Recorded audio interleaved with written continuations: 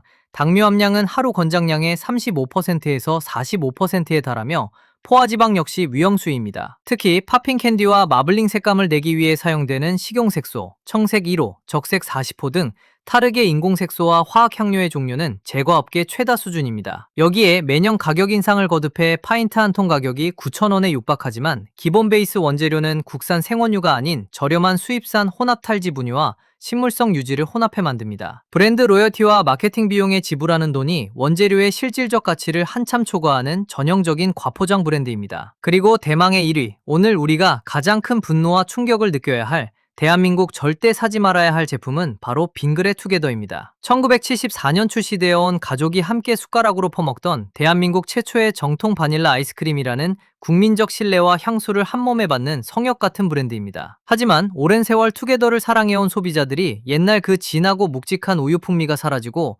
입안에서 가볍게 서걱거리며 물처럼 녹는다고 느끼는 것은 절대 착각이 아닙니다. 과거 투게더의 상징이자 자랑이었던 100% 순수 국산 생우유 비율은 지속적인 원가 절감, 리뉴얼을 거치며 끊임없이 축소되었습니다. 현재 성분표를 보면 국산 원유 베이스 뒤로 물엿, 정제수, 유화제인 글리세린 지방산 에스테르, 증정제 3종 세트, 합성 바닐라 향이 빽빽하게 자리를 메우고 있습니다. 금빛 뚜껑에는 여전히 정통 오리지널 바닐라라는 거창한 타이틀이 박혀 있지만 원재료의 본질은 공기를 불어넣고 화학 유화제로 부풀려낸 가벼운 모조크림 덩어리로 변질되었습니다. 반세기 동안 국민들이 보내준 무조건적인 신뢰와 사랑을 등에 업고 겉모습만 유지한 채 속 알맹이를 조용히 다운그레이드한 가장 배신감 넘치는 대표주자입니다. 자, 지금부터가 분노를 참아가며 여기까지 영상을 시청하신 보람이 있는 순간입니다. 겉포장의 거짓말과 교묘한 원가 절감의 꼼수에 더 이상 속지 않고 나와 소중한 가족의 건강을 지키면서 진짜 아이스크림다운 깊고 진한 풍미를 온전히 누릴 수 있는 정직한 국내 유통 브랜드 11가지를 차례대로 손에 쥐어드리겠습니다. 첫 번째는 빙그레 엑설런트입니다. 동네 마트나 편의점 냉동고 어디서나 쉽게 구할 수 있는 국민 큐브형 아이스크림으로 1988년 출시된 이래 높은 유지방 함량과